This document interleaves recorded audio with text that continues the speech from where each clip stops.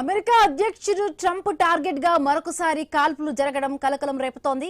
White house సమీపంలో కాల్పులు కలకలం రేపాయి. సీక్రెట్ సర్వీసెస్ చెక్ పాయింట్ వద్దకు దూసుకొచ్చిన ఓ దుండగుడు భద్రతా బలగాలపై కాల్పులకు దిగాడు. వెంటనే అప్రమత్తమైన భద్రతా సిబ్బంది వైట్ హౌస్ కాంప్లెక్స్ ను లాక్డౌన్ చేశారు. సీక్రెట్ సర్వీస్ అధికారులు ఎదురు కాల్పులు జరిపారు. ఈ ఘటనలో నిందితుడు తీవ్రంగా గాయపడ్డాడు. అతన్ని హాస్పిటల్కు తరలించగా మృతి చెందినట్టుగా సీక్రెట్ సర్వీసెస్ అధికారులు తెలిపారు. దాదాపుగా 15 నుండి 30 రౌండ్లు కాల్పులు జరిగాయని పేర్కొన్నారు. కాల్పుల సమయంలో నిందితుడికి సమీపంలో ఉన్న వ్యక్తికి గాయాలయ్యాయి. నిందితుడిపై కాల్పుల తర్వాత ఆ ప్రాంతాన్ని భద్రతా బలగాలు పూర్తిగా తనిఖీ చేశాయి. అంతా సద్దుమణగడంతో 45 నిమిషాల తరువాత లాక్డౌన్ ఎత్తివేశారు.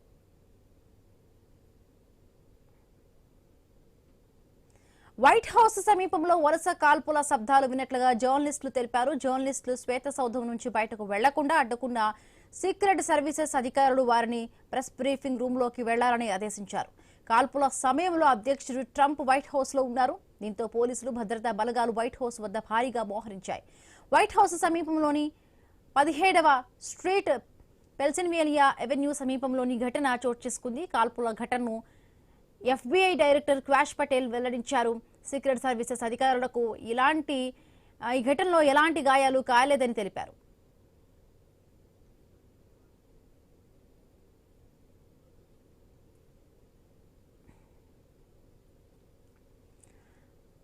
అయితే ట్రంప్ లక్ష్యంగా వరుసగా దాడులు జరగడం కలకలం సృష్టిస్తోంది. వాషింగ్టన్ హిల్టన్ హోటల్లో ఏప్రిల్ 26న నిర్వహించిన వైట్ హౌస్ కరస్పాండెంట్స్ డిన్నర్ లో నిందితుడు ఎలెన్ కాల్పులకు పాల్పడ్డాడు. విందులో పాల్గొన్న అధ్యక్షుడు డొనాల్డ్ ట్రంప్, ఆయన సతీమణి మెలనియాతో పాటు ఉపాధ్యక్షుడు జేడీ వాన్స్, రక్షణ శాఖ మంత్రి పీట్ హెగ్సెత్, విదేశాంగ శాఖ మంత్రి మార్క్ రూబియోను వెంటనే అక్కడి నుంచి తరలించారు.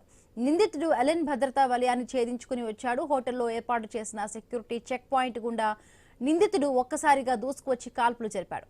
ఈ ఘటనలో విధుల్లో ఉన్న ఒక సీక్రెట్ సర్వీస్ అధికారి గాయపడ్డారు. కాల్పుల ఘటనపై సమగ్ర విచారణ కొనసాగుతోంది.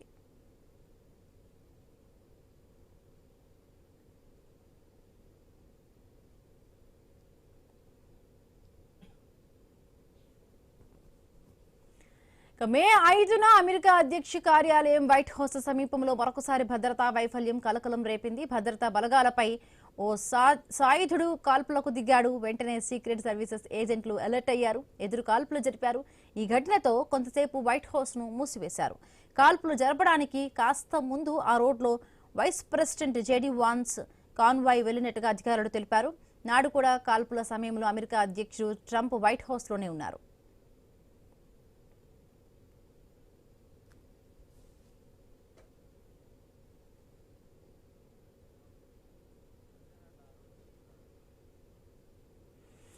అమెరికా అధ్యక్షుడు ట్రంప్ టార్గెట్ గా మరొకసారి కాల్పులు జరగడం కలకలం రేపుతోంది. వైట్ హౌస్ సమీపంలోని కాల్పులు కలకలం రేపాయి. సీక్రెట్ సర్వీస్ చెక్ పాయింట్ వద్దకు దూసుకువచ్చిన ఒక దుండగుడు భద్రతా బలగాలపై కాల్పులకు దిగాడు. వెంటనే అప్రమత్తమైన భద్రతా సిబ్బంది వైట్ హౌస్ కాంప్లెక్స్ ను లాక్డౌన్ చేశారు. సీక్రెట్ సర్వీస్ అధికారులు ఎదురు కాల్పులు జరిపారు. ఈ ఘటనలో నిందితుడు తీవ్రంగా గాయపడ్డాడు. అతన్ని హాస్పిటల్కు తరలించగా మృతి చెందినట్టుగా కూడా సీక్రెట్ సర్వీసెస్ అధికారులు తెలిపారు. దాదాపుగా 15 నుంచి 30 రౌండ్లు కాల్పులు జరిగాయని పేర్కొన్నారు. కాల్పుల సమయంలో నిందితుడి పక్కనే ఉన్న వ్యక్తికి కూడా గాయాలయ్యాయి. మరొకసారి ట్రంప్ టార్గెట్ గా కూడా కాల్పులు జరిగినట్టుగా తెలుస్తోంది. వరుసగా ట్రంప్ పై 3 సార్లు ఇప్పటి వరకు కూడా మనం చూస్తూ ఉన్నాము. 26న లాస్ట్ టైం మనం చూసాం. ఏప్రిల్ 26న కూడా హోటల్ హిల్టన్ లో కూడా కాల్పులు జరిగాయి. అంతకుముందు గతంలో కూడా ఒకసారి జరిగాయి. ఇప్పుడు మళ్ళీ మే 5న కూడా ఈ అమెరికా కార్యాలయం వైట్ హౌస్ లో అది కూడా ట్రంప్ ఉన్నప్పుడే కూడా ఇంకొకసారి కూడా కాల్పులు జరిగాయి. సో మాట్లాడదాము. వీరశేఖర్ రావు గారు జాయిన్ అయ్యారు. నమస్తే అండి విశ్లేషకులు. వీరశేఖర్ రావు గారు, సో ఎట్లా చూడాలండి వరుసగా 3వసారి ట్రంప్ పైన కూడా టార్గెట్ గా కూడా ట్రంపే లక్ష్యంగా కూడా కాల్పులు జరిగాయి. బట్ ట్రంప్కి ఏమీ కాలేదు, పక్కనున్న వాళ్ళు చనిపోవడం. ఇప్పుడు ఇక్కడ ఎవరైతే 15 నుంచి 30 రౌండ్ల కాల్పుల రౌండ్ లో కూడా నిందితుడు గాయపడ్డట్టుగా హాస్పిటల్ తీసుకెళ్లే లోపల చనిపోయినట్టుగా తెలుస్తుంది. ఎట్లా చూడాలి వరుసగా కూడా ట్రంప్ పైన ఈ దాడులు? గతంలో కూడా ట్రంప్ పైన ఇట్లాంటి దాడులు జరిగాయి. అమెరికా లాంటి డెమోక్రసీ దేశంలో కూడా అతిపెద్ద దేశం, ప్రపంచంలో పెద్దన్న పాత్ర పోషించే అమెరికా లాంటి పరిస్థితుల్లో వ్యక్తి కేంద్రీయ రాజకీయాలని ట్రంప్ వచ్చిన తర్వాత తీసుకొచ్చారని చెప్పొచ్చు. గత అధ్యక్షుడికి ట్రంప్ కి పోల్చుకుంటే ఈయన వ్యక్తి కేంద్రంగా రాజకీయాలు నడపడం అనేది, పాలన సాగించడం అనేది ఈయన యొక్క స్పెషల్ అని చెప్పి అనుకోవచ్చు. అట్లాగే ఈయన అమెరికా రాజకీయాల్లో వివాదాస్పద నాయకుడిగా, విభజనాత్మక నాయకుడిగా ఈయనకి భారీ మద్దతు ఉంది. అట్లాగే ఎక్కడైతే విభజనాత్మకంగా ఉంటుందో, ఇప్పుడు మనం తెలంగాణ చూసాం, విభజనాత్మక నాయకుడు అంటారు ఇట్లాంటి వాళ్ళు. ఎందుకంటే ఆ ప్రాంతాలకి లబ్ధి చేకూర్చడం కోసం ఇతర ప్రాంతాలను ద్వేషించే వాళ్ళని వివాదాస్పద విభజనాత్మక నాయకులు అంటారు. వాళ్ళకి కొంతకాలం మద్దతు ఉంటుంది, కానీ పూర్తి స్థాయిలో చివరికి వచ్చేసరికి పూర్తిగా వ్యతిరేకత, ఎంతైతే మద్దతు ఉంటుందో అంత వ్యతిరేకత కూడగొట్టుకునే పరిస్థితి ఉంటుంది. దానికి ప్రభావం గత అధ్యక్షులకి ఈయనకి పోల్చుకుంటే వాళ్ళేమో సిస్టమ్ ప్రకారం, బారక్ ఒబామా కానీ లేకపోతే ఇంతకుముందు జాన్ బైడెన్ కానీ, వీళ్ళంతా అంతకుముందు ఉన్న నాయకులు కానీ, అంతకుముందు ఉన్న అధ్యక్షులు కానీ, వీళ్ళంతా సిస్టమ్ ప్రకారం పనిచేసిన పరిస్థితి. కానీ ఈయన యాంటీ ఎస్టాబ్లిష్మెంట్ మీద దృష్టి పెట్టి నాయకుడిగా ఎదిగిన పరిస్థితి ట్రంప్ గారు. కాబట్టి ట్రంప్ ఆయన మద్దతుదారుల్ని లేకపోతే ఆయన ఫాలోవర్స్ ని వాళ్ళని భావోద్వేగంగా వాళ్ళని ఇంప్రెస్ చేసి కనెక్ట్ చేసుకునే పరిస్థితి ట్రంప్ది. ఆయనకి యాంటీ వీళ్ళు కూడా సేమ్ అదే దీంట్లో ఉంటారనటంలో దీనికి ఈ పరిస్థితి కారణం అని చెప్పి మనం చెప్పుకోవచ్చు ట్రంప్ కి. అంటే వీరశేఖర్ రావు గారు, అంటే లాస్ట్ మనం చూసాం హిల్టన్ హోటల్లో డిన్నర్, దీంట్లో కూడా జర్నలిస్టులు అలాగే మొత్తంగా కూడా ట్రంప్ వైఫ్ వీళ్ళందరూ కూర్చున్నప్పుడు కూడా ఒక్కసారి కూడా కాల్పులు జరిగాయి. అప్పుడు ట్రంప్ తప్పించుకున్నారు.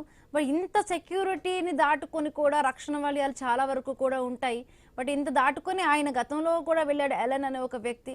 సో ఆయన అరెస్ట్ చేశారు. ఇప్పుడు కూడా తాజాగా జరిగింది ఇంకొకటి మిడిల్ టర్మ్ ఎలక్షన్స్ కూడా రాబోతున్నాయి. సో ఇదైనా జరిగే అవకాశం ఉందా? ట్రంప్ పై దాడి జరిగింది, ఈ దాడిలో ట్రంప్కి ఏమీ కాలేదు, బట్ అక్కడ ఎవరైతే కూడా ట్రంప్ పైన దాడి చేశారో ఆ వ్యక్తిపై కూడా కాల్పులు జరగడంతో హాస్పిటల్కి తీసుకెళ్లే లోపల కూడా ఆ దుండగుడు అయితే మరణించడం జరిగింది. సో గతంలో కూడా ట్రంప్ పైన దాడులు జరిగాయి. మొత్తంగా కూడా అంటే 24 మొత్తంగా అంటే ఈ మే 24న ఇది లేటెస్ట్ గా జరిగింది. గతంలో 26/4/2026 అలాగే 5/5/2026 చూస్తుంటే 3 సార్లు కూడా ట్రంప్ పైన దాడులు జరిగాయి. ఎలన్ అనే ఒక దుండగుడు లాస్ట్ టైం మనం చూసాము డిన్నర్ పార్టీలో, అటు జర్నలిస్టులు, ట్రంప్ వైఫ్ మెలానియా వీళ్ళందరూ కూడా కూర్చున్నారు.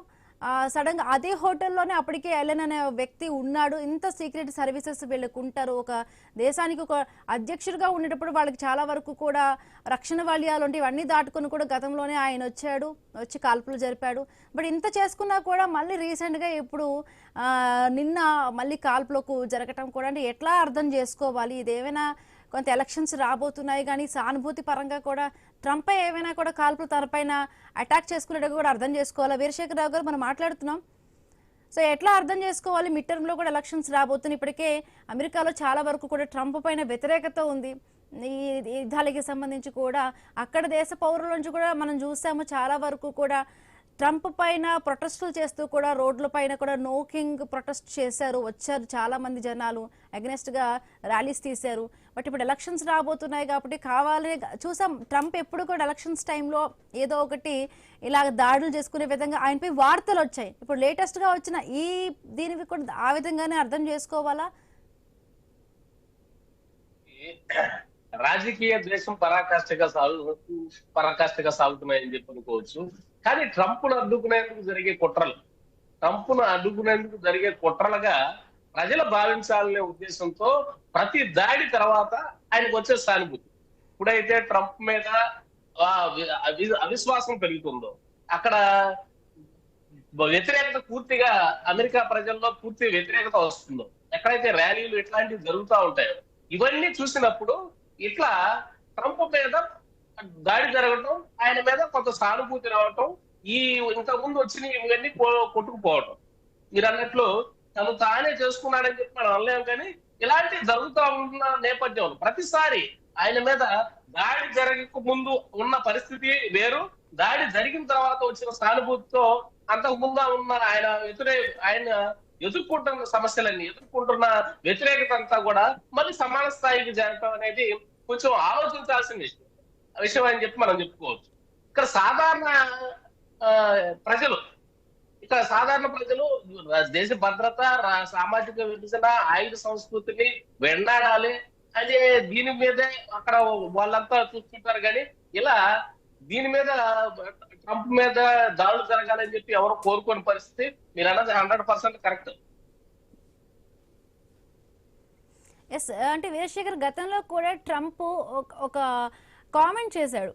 అంటే నా దీంట్లోనే కూడా చాలా వరకు కూడా ఇన్ఫర్మేషన్స్ బయటికి వెళుతూ ఉన్నాయి, ఇక్కడ ఎవరో బ్లాక్ షీప్ ఉన్నారు అన్నట్టుగా కూడా ఇన్ఫర్మేషన్ అంతా బయటకు వెళుతోంది.